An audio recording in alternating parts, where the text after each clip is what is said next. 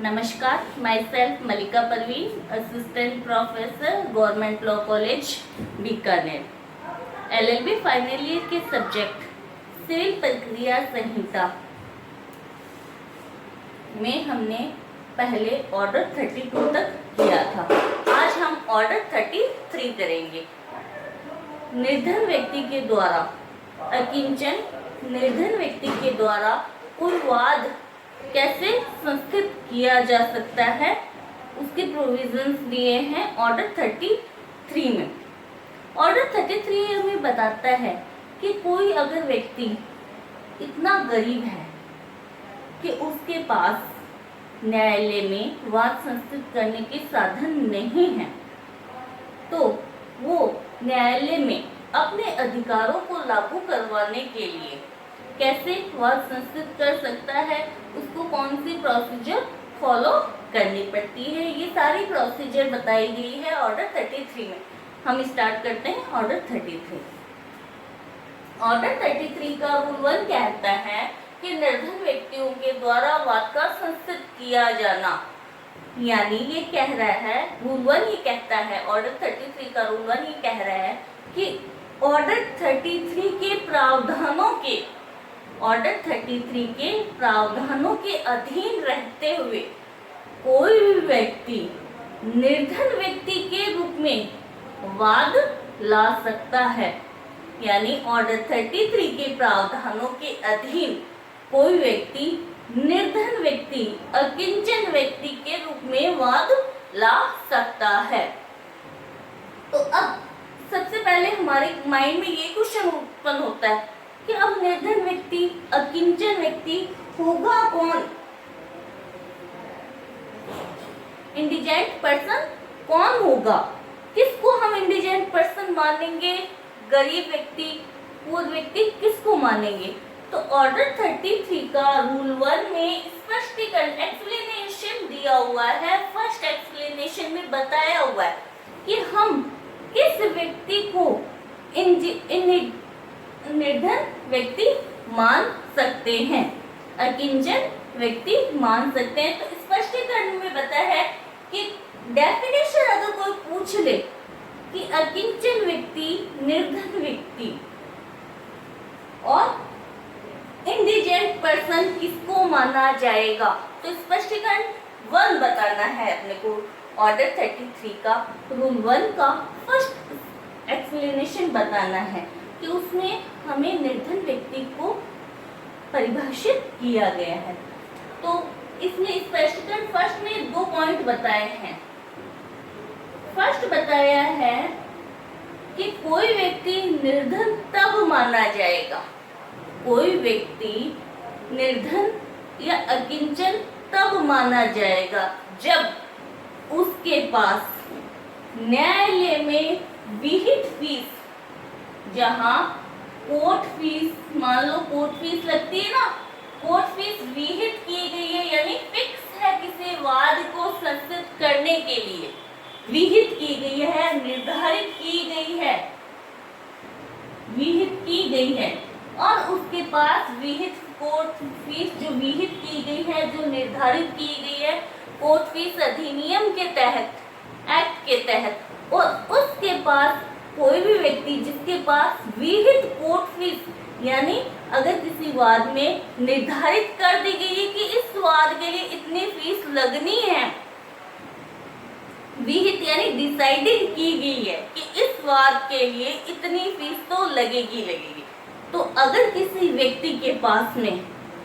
वो विहित फीस ही ना हो, वो विहित फीस ही नहीं हो, यानी जहां पर न्यायालय में कोई वाद संस्थित करने के लिए कोर्ट फीस डिसाइडेड है और किसी व्यक्ति के पास वो डिसाइडेड रकम फीस नहीं है, जो कुर्की से छूट प्राप्त हो, डिक्री के निष्पादन में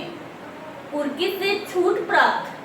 या वाद की विषय वस्तु से भिन्न हो। इस लाइन को अपन यहाँ ना पढ़े तो इजी रहेगा। फर्स्ट पॉइंट में अपने को ये पढ़ना है कि जहाँ किसी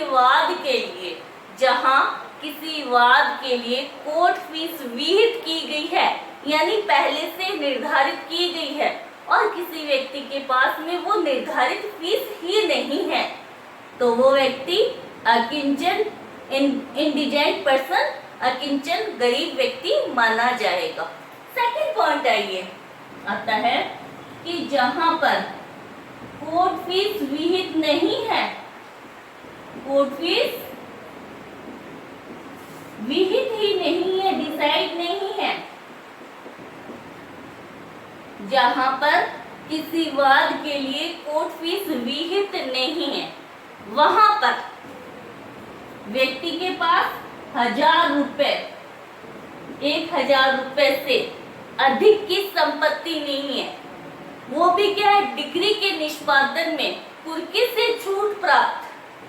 यानी अगर कोई उसके पास ऐसी संपत्ति है 1000 रुपए से अधिक की कोई संपत्ति नहीं है, इसके अलावा डिग्री के निष्पादन एग्जीक्यूशन में, निष्पादन में कुर्की से छूट प्राप्त, कुर्की से छूट प्राप्त संपत्ति, ठीक है। सेकंड पॉइंट आता है इसमें, वाद की विषय वस्तु से भिन्न, वाद की विषय वस्तु से भिन्न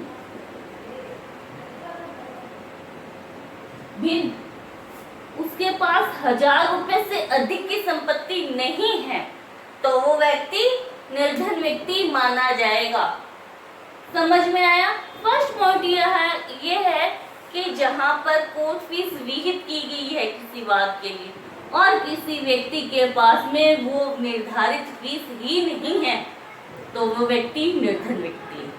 सेकंड पॉइंट ये आ रहा है कि जहां कोर्ट की फीस विहित नहीं है, डिसाइड नहीं है, तो वहां किसी व्यक्ति के पास में डिग्री के निष्पादन में कुर्की से छूट प्राप्त संपत्ति, यानी बाकी के तो क्या है, डिग्री के एजुकेशन में क्या कुर्क होने वाली संपत्ति है, डिग्री के निष्पादन एग्जीक्यूशन में कुर्क होने वाली संपत्ति है। मान लो उसके पास ऐसे तो करोड़ों रुपए की संपत्ति है, लेकिन वो क्या है, कुर्क होने वाली संपत्ति, ठीक है। यह वाद की विषय वस्तु से भिन्न, वाद की जो जिस विषय वस्तु का वाद ला रहा वही करोड़ रुपए की है मान लो, उसके अलावा उसके पास कोई संपत्ति नहीं है 1000 रुपए से अधिक की, यानी मिनिमम उसके पास में क्या है, डिग्री से निष्पादन में छूट प्राप्त संपत्ति या वाद की विषय वस्तु से भिन्न 1000 रुपए से अधिक की कोई संपत्ति नहीं है, तो वो व्यक्ति निर्धन व्यक्ति के रूप में, इंडिजेंट पर्सन के रूप में वाद ला सकता है, अकिंचन के रूप में वाद ला सकता है। आई होप आपको समझ में आया होगा कि निर्धन व्यक्ति किसको माना जाता है, ठीक है। क्या फर्स्ट पॉइंट ये आता है कि जिसके पास विहित फीस नहीं है। सेकंड पॉइंट कि जहां फीस ही विहित नहीं है वहां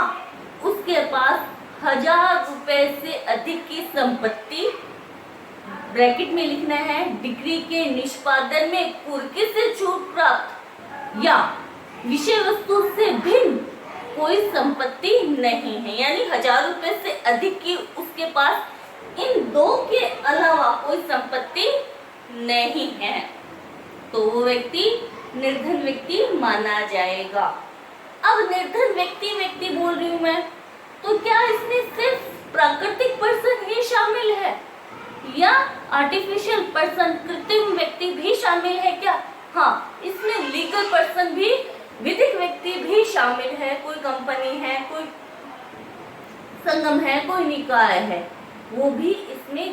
यानी व्यक्ति, कोई कंपनी भी निर्धन व्यक्ति के रूप में वाद ला सकती है, ठीक है। तो इसमें प्राकृतिक और कृत्रिम, आर्टिफिशियल, नेचुरल और आर्टिफिशियल दोनों पर्सन शामिल आते हैं व्यक्ति शब्द में। सेकंड स्पष्टीकरण ये कहता है कि निर्धन व्यक्ति के रूप में एप्लीकेशन करता है, आवेदन करता है कि मेरे को इजाजत दी जाए निर्धन व्यक्ति के रूप में वाद लाने के लिए, तो उसकी संपत्ति को काउंट किया जाएगा। आवेदन करने से पूर्व उसके पास कितनी संपत्ति थी और आवेदन करने के पश्चात उसके उसके पास कितनी संपत्ति है। यानी एप्लीकेशन, निर्धन व्यक्ति के रूप में वो एप्लीकेशन फॉर्म फाइल करता है कि मुझे वाद लाने की इजाजत दी जाए। तो उस एप्लीकेशन को फाइल करने से पहले और से बाद में कितनी संपत्ति उसके नाम से है, उसके पास है, वो काउंट की जाएगी। थर्ड स्पष्टीकरण ये कह रहा है कि अगर कोई व्यक्ति रिप्रेजेंटेटिव सूट लाता है, यानी प्रतिनिधि की हैसियत से कोई वाद लाता है, मान लो ए है पर्सन, बी सी डी के प्रतिनिधि की हैसियत से वाद ला रहा है, तो उसमें उसकी खाली ए की संपत्ति को ही काउंट नहीं किया जाएगा। उस हैसियत में बी सी डी के प्रतिनिधि होने की हैसियत में उसके पास कितनी संपत्ति आई है, वो संपत्ति भी काउंट की जाएगी। यानी अगर कोई व्यक्ति, थर्ड स्पष्टीकरण ये कह रहा है कि अगर कोई व्यक्ति निर्धन व्यक्ति के रूप प्रतिनिधि की हैसियत से वाद लाता है, तो प्रतिनिधि की हैसियत से जितनी संपत्ति उसके हाथ में आई है वो सारी काउंट की जाएगी। ठीक है, नेक्स्ट पॉइंट आता है ऑर्डर 33 रूल 1A, निर्धन व्यक्तियों के साधनों की जांच की जाना। अब उसने एप्लीकेशन तो लगा दी,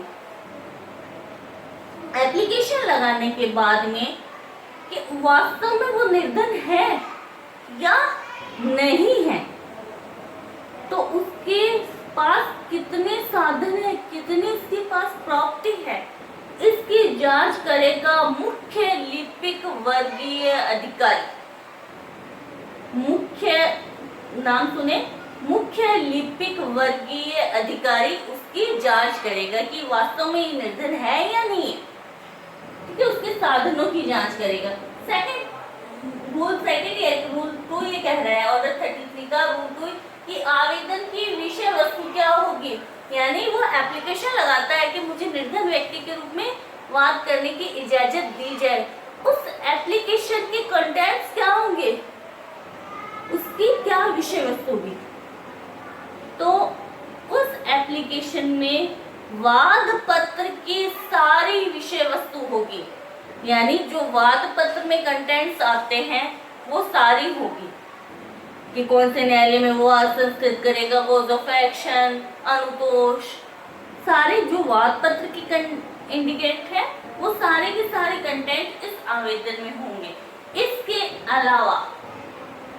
आवेदक, यानी जो एप्लीकेशन दे रहा है, आवेदक की जंगम और स्थावर,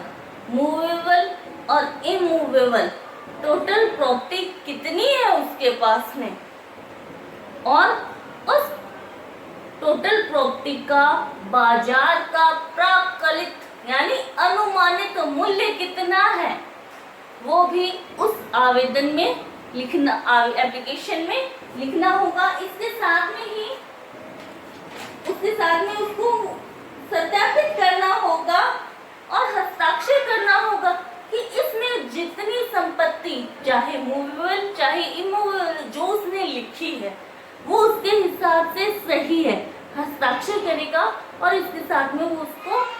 सत्यापित भी करेगा, वेरीफाई भी करेगा। ठीक है, नेक्स्ट आता है ऑर्डर 33 का रूल 3, आवेदन का उपस्थापन। एप्लीकेशन कौन फाइल करेगा? एप्लीकेशन जो व्यक्ति निर्धन व्यक्ति के रूप में आवेदन करना चाहता है वो स्वयं एप्लीकेशन फाइल कर सकता है, या उसके द्वारा ऑथराइज्ड, यानी अगर उसने कोई ऑथराइज्ड एजेंट रख रखा है, प्राधिकृत अभिकर्ता एजेंट रख रखा है, तो उसके एजेंट के द्वारा भी वो वाद फाइल किया जा सकता है, एप्लीकेशन फाइल की जा सकती है। नेक्स्ट आता है कौन कर सकता है उपस्थापन, या तो वो स्वयं कर सकता है या उसके द्वारा ऑथराइज्ड एजेंट कर सकता है। नेक्स्ट आता है ऑर्डर 33 का रूल 4, आवेदक की परीक्षा करना। एप्लीकेशन फाइल कर दी, सबमिट कर दी, एप्लीकेशन के सबमिट होने के बाद में न्यायालय एग्जामिन करेगा आवेदक को। अगर आवेदक यानी जो व्यक्ति स्वयं वाद निर्धन व्यक्ति के रूप में वाद लाना चाह रहा है, और अगर उसने स्वयं ने कोर्ट में उपस्थित होकर एप्लीकेशन फाइल की है तो न्यायालय उस आवेदक की परीक्षा करेगा। परीक्षा करने पे न्यायालय क्या है, ठीक समझे तो आवेदक को संजात होगा और दावे के गुणावगुण पर ऑन मेरिट आवेदक की संपत्ति की, यानी न्यायालय में जब वो आवेदक स्वयं उपस्थित होगा, न्यायालय ऑन मेरिट दावे के गुणावगुण पे आवेदक की संपत्ति की परीक्षा करेगा कि भी आपके पास इतनी संपत्ति है या नहीं है, वो सारी एग्जामिन करेगा। सेकंड पॉइंट इसी में आता है कि आवेदक स्वयं है तो आवेदक की स्वयं की कर ली, और अगर आवेदक ने अपने एजेंट के द्वारा ऑथराइज्ड प्राधिकरण ऑथराइज्ड एजेंट के द्वारा आवेदन उपस्थित किया था, फाइल किया, तो फिर न्यायालय अगर कोर्ट में एजेंट की परीक्षा तो करनी नहीं है ना, अगर उसने एजेंट के द्वारा एप्लीकेशन फाइल की है तो न्यायालय आवेदक की, यानी जो व्यक्ति वाद लाना चाह रहा है, निर्धन व्यक्ति के रूप में वाद लाना चाह रहा है, उसकी परीक्षा करने के लिए, उसकी संपत्ति की परीक्षा करवाने के लिए न्यायालय कमीशन भी जारी कर सकता है, यानी कमीशन के माध्यम से आवेदक की परीक्षा की जा सकती है। नेक्स्ट पॉइंट वेरी इंपॉर्टेंट है और बहुत ज्यादा इंपॉर्टेंट पूछा जाता है कि ये आवेदन का नामंजूर किया जाना, यानी आवेदक की परीक्षा कर ली, एप्लीकेशन भी फाइल हो गई, फाइल होने के बाद न्यायालय ने एग्जामिन कर लिया, एग्जामिन करने के बाद में न्यायालय आवेदन को नामंजूर किया जाना, न्यायालय कब नामंजूर कर सकता है, किसी व्यक्ति ने निर्धन व्यक्ति के रूप में आवेदन किया कि मुझे निर्धन व्यक्ति के रूप में वाद लाने की इजाजत दी जाए, एप्लीकेशन फाइल की, अब उसकी फाइल एप्लीकेशन को कब डिसमिस नामंजूर खारिज किया जा सकता है। इसमें 7 पॉइंट हैं, ठीक है, तो इसको ध्यान से सुने। फर्स्ट पॉइंट ये आता है कि उसने जो एप्लीकेशन लगाई वो एप्लीकेशन रूल 2 और रूल 3 के अधीन नहीं लगाई, या तो क्या विषय वस्तु का सही ब्यौरा नहीं दिया, या स्वयं ने उपस्थित नहीं की, या एजेंट के द्वारा उपस्थित करने में उसने कोई गलती की, यानी उसने रूल 2 और रूल 3 की रीति से विहित रचित नहीं की, ना ही उसे उपस्थित किया। तो क्या पॉइंट है, फर्स्ट रूल 2 और रूल 3 की पालना नहीं की, ठीक है, रूल 2 और रूल 3 की पालना के अकॉर्डिंग ना तो उसने विरचित की ना ही उपस्थापित की। सेकंड पॉइंट आता है कि वो निर्धन व्यक्ति नहीं रहा है, परीक्षा में पता चला निर्धन व्यक्ति नहीं रहा, निर्धन व्यक्ति नहीं रहा है। थर्ड पॉइंट आता है कि उस 2 माह याद रखना है इसमें कि निर्धन व्यक्ति के रूप में आवेदन करने के लिए आवेदन किए जाने की तारीख से 2 माह पहले उसने कपट पूर्वक अपनी संपत्ति को अंतरित कर दिया, ट्रांसफर कर दिया किसी और के नाम पर, कि वो मतलब वो चाहता है कि मुझे निर्धन व्यक्ति, उसके पास सफिशिएंट प्रॉपर्टी थी, लेकिन वो चाहता है कि मुझे कोर्ट फीस ना देनी पड़े, इसलिए आवेदन किए जाने की तारीख, यानी मान लो वो कर रहा है 1/7/2020 को आवेदन करता है और इससे पहले वो 30/4/2020 को अपनी प्रॉपर्टी कपट पूर्वक अंतरित कर चुका है। एग्जामिन करने पर पता चला तो वहां पर उसे उसके आवेदन को नामंजूर कर दिया जाएगा, ठीक है। नेक्स्ट आता है पॉइंट कि वाद हेतुक ही दर्शित नहीं होता है, बिना मतलब का वाद ला रहा है, वाद हेतुक कॉज ऑफ एक्शन दिखाई नहीं दे रहा है, वाद में वाद हेतुक ही दर्शित नहीं हो रहा है। नेक्स्ट आता है कि उसने ऐसा कोई करार कर लिया, किसी अन्य व्यक्ति से एग्रीमेंट कर लिया या कांटेक्ट कर लिया कि अब इस प्रॉपर्टी में आपका हित है, यानी वो प्रॉपर्टी अब उसके ना होके उस प्रॉपर्टी में किसी अन्य व्यक्ति ने, थर्ड पर्सन ने हित प्राप्त कर लिया, इंटरेस्ट प्राप्त कर लिया। तो जब किसी और की प्रॉपर्टी है तो उस प्रॉपर्टी के लिए आप निर्धन व्यक्ति के रूप में वाद कैसे ला सकते हैं? तो वहां पर आवेदन करार कर लिया, एग्रीमेंट कर लिया, करार के अनुसार किसी अन्य व्यक्ति का को हित मिल गया है, ठीक है। फिर आता है सिद्धांत विधि वर्जित है, कि उसका वाद ही क्या है, विधि वर्जित है, लॉ मना करती है कि ऐसा वाद संस्कृत नहीं किया जा सकता, ऐसा वाद संस्कृत नहीं किया जा सकता। और वो वाद संस्कृत करने के लिए निर्धन व्यक्ति के रूप में इजाजत मांगता है तो वहां पर उसको आवेदन को नामंजूर कर दिया जाएगा। लास्ट आता है वो मुकदमेबाजी।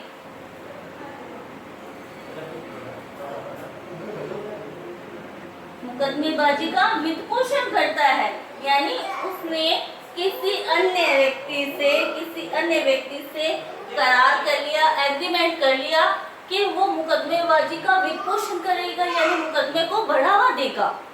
तो इन 7 आधार में से अगर कोई भी आधार न्यायालय को लगता है तो न्यायालय उसके आवेदन को नामंजूर कर देगा,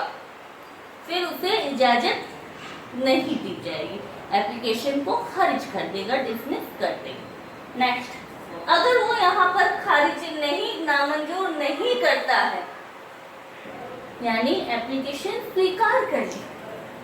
तो स्वीकार करने के बाद में रूल 6 की प्रोसीजर चालू होती है।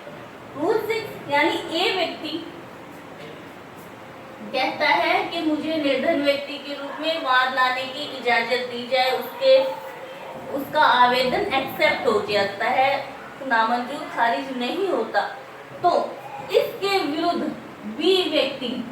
यानी जिसके विरुद्ध वो वाद संस्कृत करना चाहता है, तो न्यायालय जब आवेदन एक्सेप्ट हो गया तो न्यायालय आवेदक की निर्धनता के बारे में साक्ष्य लेने के लिए 10 दिन की सूचना देगा कि आप ये साक्ष्य, ये एविडेंस कलेक्ट करें कि ये निर्धन व्यक्ति नहीं है, यानी जो व्यक्ति निर्धन व्यक्ति के रूप में आवेदन करना चाहता है उसके विरोधी पक्षकार को न्यायालय 10 दिन का कम से कम सूचना देगा कि 10 दिनों के बाद में आप ये साक्ष्य न्यायालय में प्रस्तुत कर दे, यानी साक्ष्य डाटा एविडेंस कलेक्ट करने के लिए 10 दिन का न्यायालय उससे टाइम देता है। तो रूल 6 में 10 दिन का टाइम याद रखना पड़ेगा। रूल 7 10 दिन का टाइम दे दिया, साक्ष्य कलेक्ट हो गए, कलेक्ट होने के बाद में सुनवाई की जाती है, तो सुनवाई करते समय क्या करता है न्यायालय, दोनों पक्षकारों वादी और प्रतिवादी के साक्ष्यों की, के विटनेस की परीक्षा करता है, इसके साथ में ही आवेदक की भी परीक्षा करता है। तो जहां पर विटनेस की परीक्षा हो रही है, विटनेस की परीक्षा में सिर्फ और सिर्फ उनसे कौन से क्वेश्चन पूछे जा सकते हैं, निर्धन व्यक्ति नहीं है, 2 माह पहले उन्होंने संपत्ति का अंतरण कर दिया था, या करार के अधीन अन्य व्यक्तियों का को हित मिल गया था ट्रांसफर। तो दोनों पक्षकारों के जो साक्षी विटनेस उपस्थित होते हैं उनकी परीक्षा सिर्फ इन 3 आधारों पे होती है कि वो निर्धन व्यक्ति नहीं है, 2 माह पहले कपटपूर्वक उसने संपत्ति को ट्रांसफर कर दिया, या किसी अन्य व्यक्ति ने हित प्राप्त कर लिया। लेकिन आवेदक की परीक्षा सभी आधारों पर की जा सकेगी। साक्ष्यों की परीक्षा सिर्फ 3 आधार पे होती है, और जबकि जो आवेदक उपस्थित होता है उसकी परीक्षा रूल 5 के जो 7 आधार है उन 7 आधारों में से किसी के आधार पर भी की जा सकती है। इसके बाद में परीक्षा कर सुनवाई करने के बाद में न्यायालय तय करता है कि ये निर्धन व्यक्ति के रूप में वाद ला सकता है या नहीं ला सकता। न्यायालय डिसाइड करता है कि वाद लाने की इजाजत, निर्धन व्यक्ति के रूप में वाद लाने की इजाजत दी जाए या नहीं दी जाए। नेक्स्ट हम ऑर्डर 33 के रूल 8 से लेके 18 तक नेक्स्ट वीडियो में पढ़ेंगे। Thank you so much.